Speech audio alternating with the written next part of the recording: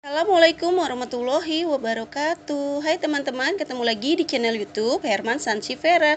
Nah, di video kali ini kita mau berbagi tips cara merawat tanaman Sansevieria agar terlihat cantik, subur, dan menarik. Mau tahu tipsnya apa aja? Tonton terus videonya ya. Terima kasih. Pak, ini kita udah lama ya baru upload video lagi. Dan kebetulan di video kali ini kita akan sharing gimana sih tipsnya cara merawat tanaman Sansevieria ya Pak ya. Iya. Dan untuk di video sebelumnya itu kan kita udah bahas ya Pak, gimana cara medianya yang subur itu gimana, reporting untuk tanamannya juga gimana, terus penyakit dan cara pengendaliannya juga udah kita bahas di video sebelumnya ya.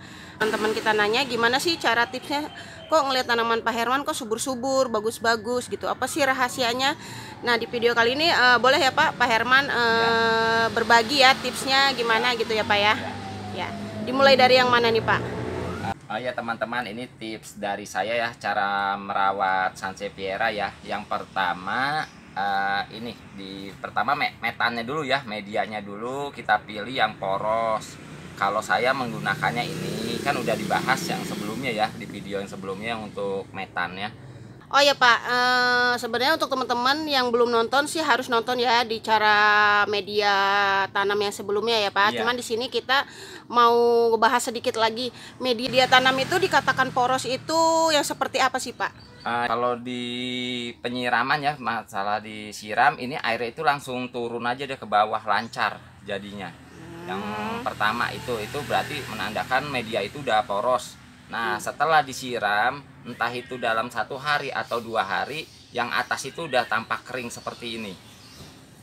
Ya, nah itu berarti dia medianya bagus, poros. Jadi cocok untuk jenis Sansevieria ya.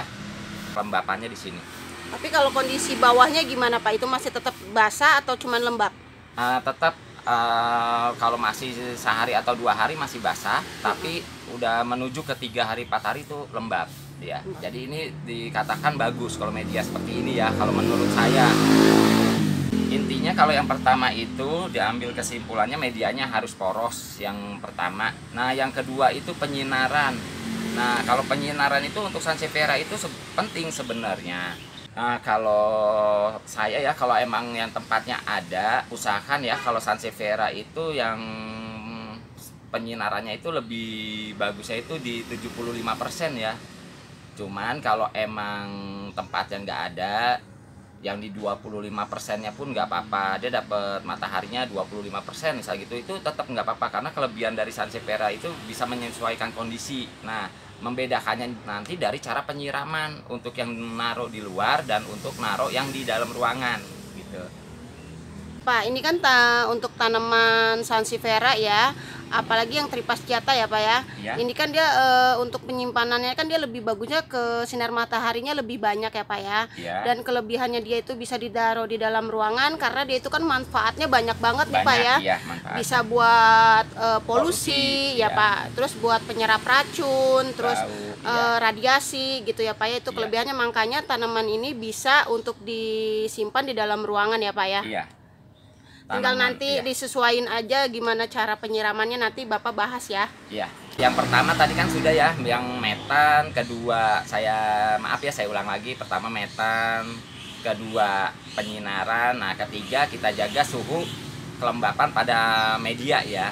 Nah, nanti menjaga suhu kelembapan pada media itu ada di penyiraman semua.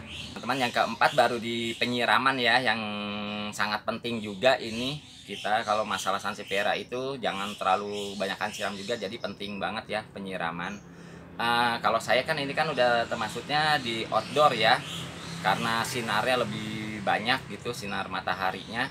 Nah, kalau emang lagi pas musim seperti ini hujan, saya penyiramannya bisa 10 hari sekali. Tapi kalau misalnya cuaca emang bener lagi terik, panas, musim kemarau lah ya disebutnya, itu saya kadang seminggu sekali, bisa seminggu 2 kali. Nah, tinggal lihat aja keadaan kondisinya, keadaan kondisi media ya gitu. Kalau teman-teman yang di indoor, kalau di musim hujan seperti sekarang ini, usahakan ya kayak 2 minggu sekali juga nggak apa-apa, karena kan teman-teman kebanyakan kan di dalam, jadi sinar mataharinya itu kurang, kita jaga kelembapan metannya juga, jadi jangan terlalu ini. Tetap seminggu sekali tetap harus dikeluarin kalau yang di indoor ya, entah itu di saat dikeluarin disemprot-semprot daunnya aja, itu nggak apa-apa, semprot-semprot daun tapi jangan media gitu. Itu bisa dilakukan 2 minggu sekali penyiramannya ya. Yang untuk di indoor, kalau yang di musim kemarau itu ya penyiramannya cukup seminggu sekali aja cukup. Nah nih Pak, teman-teman kita itu masih banyak yang salah untuk penyiraman nih Pak ya, mohon maaf ya. Karena mereka bilang gini, mereka penyiraman udah bener nih seminggu sekali, tapi kok masih kayak apa? Kayak tanamannya kayak mati gitu Pak gini. Tanya ya, cuman disemprot-semprot aja nyiramnya. Yang pertama ya cuman disemprot-semprot dalam keadaan media tuh kering, ibaratnya dia disemprot-semprot aja ya pasti tanaman lama-lama juga akan mati. Karena gitu. bawahnya dia kering ya. Oh ya Pak, berarti dari media, penyinaran, kelembaban suhu, sama Ya, penyiraman itu penyiraman. semua sangat penting berarti ya Pak ya. Sangat penting ya. Nah yang kelima, gimana kita menjaga supaya tanaman sansevieria kita itu bebas dari yang namanya kutu atau hama kayak gitu.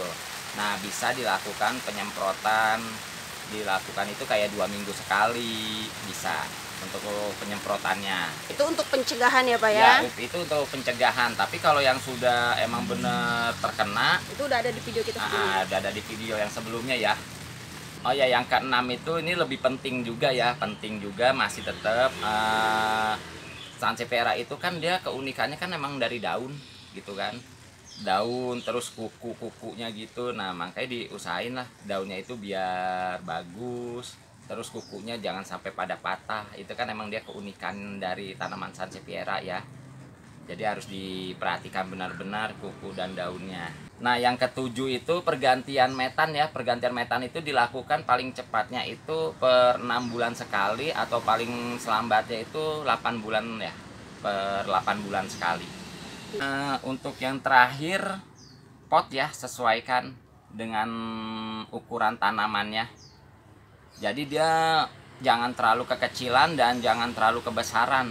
Kalau terlalu kebesaran juga ya kelihatan, jadi tanamannya kurang begitu indah dilihatnya karena kebesaran pot. Kalau kekecilan juga dilihatnya juga ya aneh aja gitu.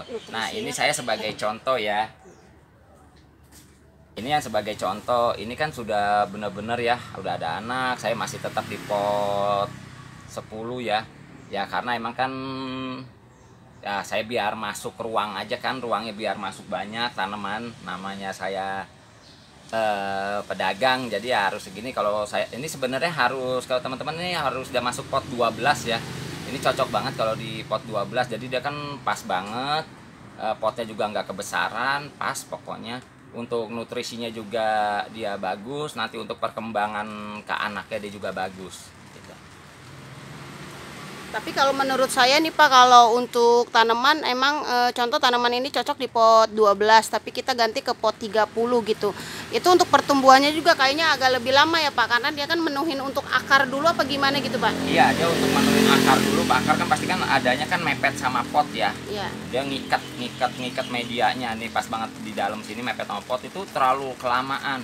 Apalagi yang jenis sansevieria ini ya, lama bener itu nanti ngumpulnya. Terus nanti anaknya juga Iya. jadi terlalu jauh sama induk ya Pak ya? Iya, biasanya begitu. Terus juga lama untuk menghasilkan anak juga lama. Makanya disesuaikan pot itu, jangan kebesaran, jangan kekecilan. Disesuaikan aja pas. Kalau menurut saya, kalau saya ini yang di Golden Wand di sini, menurut saya pas. Soalnya masih ada sela-sela ruang di masih ada sampingnya ya ruang Pak ya? untuk anak itu. Anak kan masih ada ruang. Nah, ya, masih ada ruang untuk anak. Iya. Jadi kalau untuk pot mah terserah teman-teman ya. Iya. Jadi mau pakai merek apa Merek gitu apa kan. pot, Cuman iya. Usahain kalau emang yang contoh kayak jenis Futura itu kan dia agak tinggi ya Pak ya. Iya. Gunakan potnya ya emang sesuai sama dia yang agak tinggi gitu Iya. kan, yang jenis Laurenti gitu. Iya. Cuman kalau untuk yang Honey ini sih dia mau pakai pot tinggi cocok ya Pak, mau pakai pot yang pakai agak ceper juga ceper juga cocok ya. cocok. Iya, yang model kayak pot-pot begini juga, yang jenis Honey ini bagus sih kalau menurut saya. Iya. Nah, kelihatan bagus kan begini.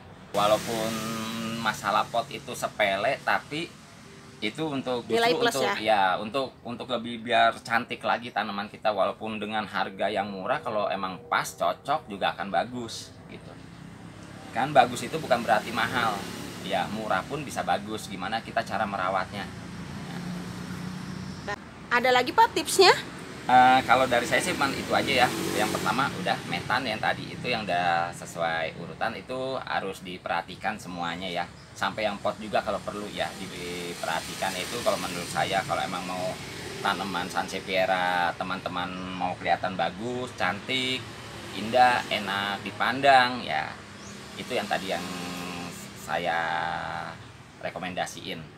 Ya, pokoknya tadi tips yang udah Pak Herman beriin itu ya teman-teman ya, itu semua saling berkaitan ya. Jadi dari tips langkah yang pertama sampai yang terakhir udah Pak Herman sampaikan, itu semua berkaitan ya teman-teman ya. Nah, cukup sekian video dari kami ya teman-teman ya. Mudah-mudahan bermanfaat untuk teman-teman yang baru mau belajar melihara tanaman Tripasciata. Boleh, ayo silakan sama-sama ya. Kurang lebihnya kami mohon maaf jika ada kata-kata yang kurang berkenan, kami juga mohon maaf ya. Kita akhiri video kita kali ini. Wassalamualaikum warahmatullahi wabarakatuh.